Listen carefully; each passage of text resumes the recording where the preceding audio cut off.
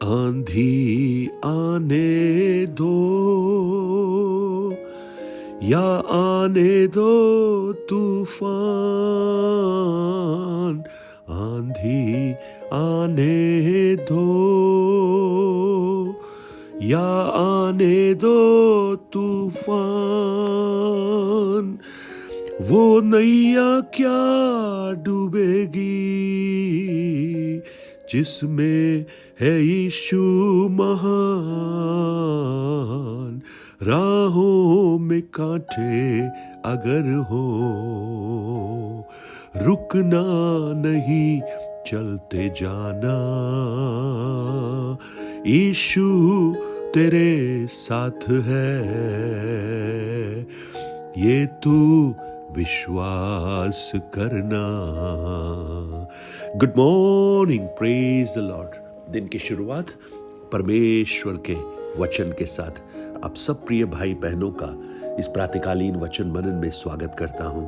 आज जैसा इस गीत में हमने गाया है, चाहे आंधी आए चाहे तूफान आए, लेकिन वो नैया क्या डूबेगी जिसमें है यीशु महान। उसे अपने साथ रखिए। जीवन की हर आंधी में, हर तूफानों में वो आपको गिरने नहीं देगा, वो आपको संभाल कर रखेगा। मत्ती रचित सुसमाचार उसका 7 अध्याय जब हम पढ़ते हैं, प्रभु यीशु के उस पहाड़ी उपदेश के अंतिम भागों में जब यीशु पहुंचते हैं, एक बहुत ही खास बात वो हमें आज सिखाना चाहते हैं। उसके 24 वचन से लेकर 27 वचन तक जब पढ़ेंगे, वहां 2 व्यक्तियों के बारे में लिखा है। उनका जो चरित्र है वो थोड़ा अलग है। एक बुद्धिमान है, एक निर्बुद्धि है। दोनों दिखते हैं मनुष्य, दोनों एक जैसे नजर आते हैं, लेकिन उनके चरित्र में बहुत बड़ा अंतर है। एक बुद्धिमान ठहराया गया है और एक निर्बुद्धि ठहराया गया है। और ये जो फर्क किया है, ये किसी मनुष्य ने नहीं किया है, ये स्वयं प्रभु यीशु ने दिया है। और वो क्या कहते हैं? जो कोई मेरी बातें सुनकर उन्हें मानता है, वह उस बुद्धिमान मनुष्य के समान है जिसने अपना घर चट्टान पर बनाया है। और मेघ बरसा और बाढ़ें आई और आंधियां चली और उस घर पर टक्करें लगी, परंतु वह नहीं गिरा क्योंकि उसकी नींव चट्टान पर डाली गई थी। परंतु जो मेरी बातें सुनता है और उन पर नहीं चलता, वह उस निर्बुद्धि मनुष्य की नाई ठहरा जिसने अपना घर बालू पर बनाया है। और मेघ बरसी, बाढ़ें आई, आंधियां चली और उस घर पर टक्करें लगी और वो गिरकर सत्यानाश हो गया। आज 2 प्रकार के लोगों को हम यहां पर देखते हैं, एक बुद्धिमान, दूसरा निर्बुद्धि। और दोनों के ही जीवन में मेघ भी बरसा, बाढ़ आई नहीं लिखा है, बाढ़ें आई, और आंधी चली नहीं लिखा है, आंधियां चली। यानी बाढ़ें और आंधियां समस्याओं को दिखाती हैं, बुद्धिमान व्यक्ति के जीवन में भी, निर्बुद्धि व्यक्ति के जीवन में भी। लेकिन फर्क देखिएगा, जब वो आंधियां और बाढ़ें जब उस बुद्धिमान के बनाए हुए घर पर लगती हैं तो वो घर स्थिर रहता है, परंतु आंधियां और बाढ़ें जब निर्बुद्धि मनुष्य के जीवन में लगती हैं तो उसका घर गिर जाता है। सो आज हम बहुत कुछ बना रहे हैं। कोई पैसा बना रहा है, कोई घर बना रहा है, कोई अपना पोजीशन बना रहा है, कोई अपना परिवार बना रहा है, कोई नाम कमा रहा है। लेकिन फर्क जानते कहां है? फर्क है नींव पर। आप किस नींव पर बना रहे हैं, ये सोचने वाली बात है। बुद्धिमान व्यक्ति कौन है?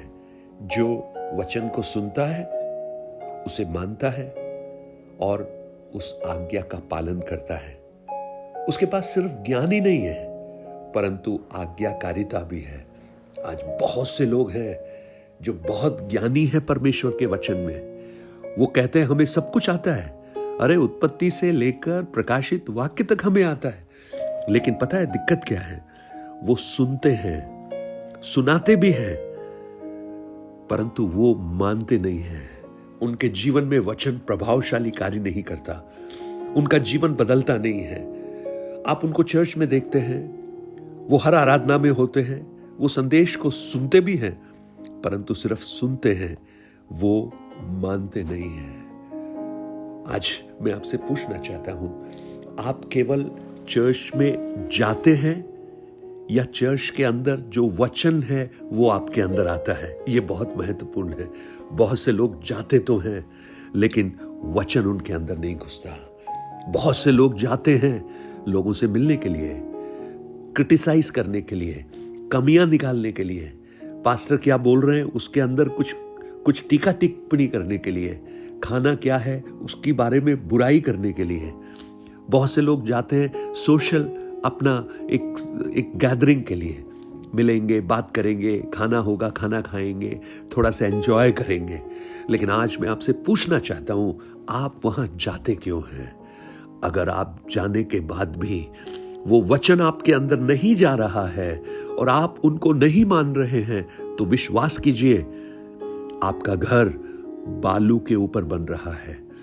आपको लग रहा है कि बन रहा है, हाँ बन तो रहा है, दोनों का ही बन रहा है। दोनों के बारे में जब लोग देखते हैं तो यही कहते हैं, हाँ ये दोनों तो बड़े अच्छे विश्वासी दिखते हैं, दोनों तो चर्च जाते हैं, बड़े आत्मिक हैं। लेकिन याद रखिएगा, टेस्टिंग आती है, परीक्षाएं आती हैं, बाढ़ों के रूप में, आंधियों के रूप में। Praise the Lord. और वहां समझ में आता है कि किसका घर मजबूत है। और ये आंधियां, ये बाढ़ें क्या हैं?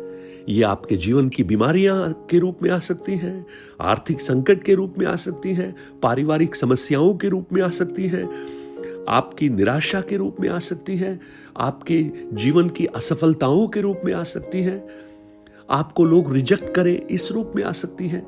और ये सब टेस्टिंग है, ये सब आंधियां हैं जो आपके जीवन से टकराती हैं, आपके विचारों को हिलाती हैं।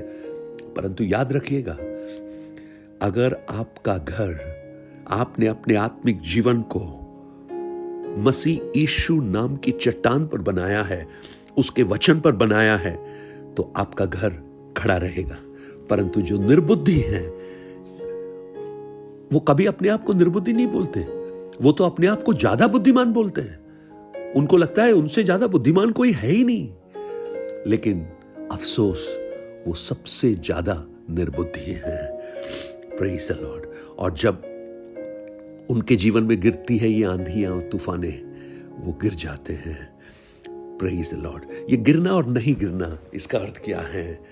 देखिए, जो चट्टान पर, जो मसीह पर घर बनता है ना, उसके जीवन में शांति होती है, उसके जीवन में स्थिरता होती है, उसके जीवन में विश्वास होता है, उसके जीवन में गवाही होती है, उसका जीवन आनंद से भरा रहता है, चाहे परिस्थितियां कुछ भी क्यों ना हो। लेकिन वो हमेशा, पौलुस को देखिए, जेल खाने के अंदर भी आराधना कर रहा है, कह रहा है आनंदित हो। मैं फिर कहता हूं, आनंदित हो। कुरिन्थ की पुस्तक में पौलुस कहता है, हम कंगालों के समान दिखते हैं, परंतु ऐसा लगता है मानो हम सब कुछ रखते हैं, बहुतों को धनवान बना देते हैं। यह है वो शांति, यह है वो स्थिरता, यह है वो आनंद, यह है वो खुशी जो उस मजबूत चट्टान यानी मसीह ही दे सकता है। लेकिन जो घर बालू पर बनता है, जिसका नींव मजबूत नहीं है, वो थोड़ी सी समस्या में, थोड़ी सी आंधी में निराश हो जाते हैं। वो थोड़े से नुकसान में उनका विश्वास डगमगाने लगता है, वो व्याकुल होने लगते हैं। Praise the Lord. आज मुझे सुनने वाले मेरे भाई बहन, मैं आपको बताना चाहता हूं, अपना घर मजबूत बनाइए, नींव को मजबूत कीजिए, मसीह यीशु पर अपना घर बनाइए। और जब आपका घर मसीह यीशु पर बनेगा, आपका जीवन बदल जाएगा। आप पूछिए अपने आप से, क्या मैं परमेश्वर के भवन में सिर्फ दिखाने के लिए जाता हूं, या फॉर्मेलिटी के लिए जाता हूं, या एक धार्मिक मानो अनुष्ठान को पूरा करने के लिए जाता हूं, या फिर मैं वास्तव में प्रभु से कुछ पाने के लिए जाता हूं? Praise the Lord. क्या मैं और मेरा घराना उस वचन पर टिका हुआ है? क्या मेरा निर्णय, मेरे विचार क्या प्रभु यीशु के वचन के आधार पर है, या दुनिया के आधार पर है, या मेरे अपने विचार के आधार पर है? स्ट्रॉन्ग फाउंडेशन बनाइए।